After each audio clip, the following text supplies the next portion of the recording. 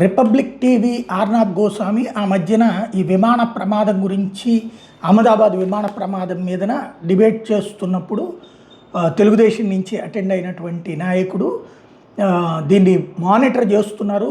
Special ఒక cell పెట్టి Lokesh monitor చేస్తున్నారంటే లోకేష్ ఎవరు అసలు మానిటర్ చేయడానికి? అంటే రామ్మోహన్ నాయుడు ప్లస్ లోకేష్ చేస్తున్నారంటే అసలు రామ్మోహన్ నాయుడు అంటే మంత్రిగా ఉన్నారంటే ఒక అర్థం ఉంది.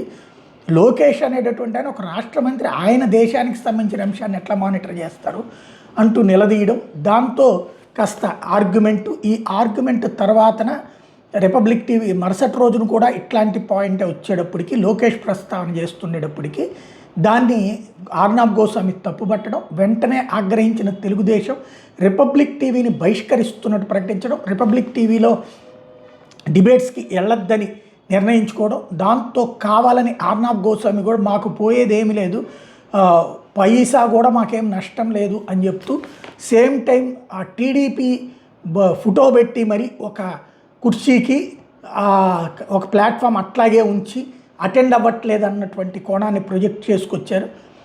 వాస్తవంగా నేను ఇంతకుముందు కూడా చాలాసార్లు చెప్పాను, ఆర్నాబ్ గోస్వామి అంటే తెలుగుదేశానికి అత్యంత సన్నిహితుడు. వాస్తవంగా తెలుగుదేశానికి బీజేపీకి మళ్ళీ సంధి కుదర్చడంలో one of the key factor అన్నటువంటిది కూడా ఢిల్లీ సర్కిల్స్లో ఉంది. చంద్రబాబు అంటే విపరీతమైనటువంటి రెస్పెక్ట్ ఉంది అతనికి, అలాగే జగన్ అంటే విపరీతమైనటువంటి ద్వేషం కూడా ఉంది ఆర్నాబ్ గోస్వామికి అన్నది ఇంతకుముందు నేను ప్రస్తావించాను. అయితే వీళ్ళు మాత్రం కొంత హడావిడి చేశారు. తర్వాత చంద్రబాబు గారు దాని మీద సీరియస్ అయ్యి అదేంటి మనం బాయ్కాట్ చేయడం ఏంటి అన్నారు.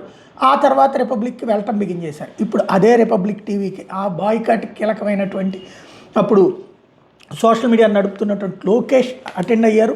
వేగం, సుస్థిరత, సేవ, పెట్టుబడుల ఆకర్షణ ఇదే మా తారక మంత్రం. కేంద్రం ఆలోచనలకు తగ్గట్టుగా పరుగు పెడుతున్నందుకే ప్రాధాన్యం. Republic TV, conclave, Indian Express అడ్డాల్లో మంత్రి లోకేష్ ఇచ్చినటువంటి స్టేట్మెంట్ ఇప్పుడు కీ పాయింట్.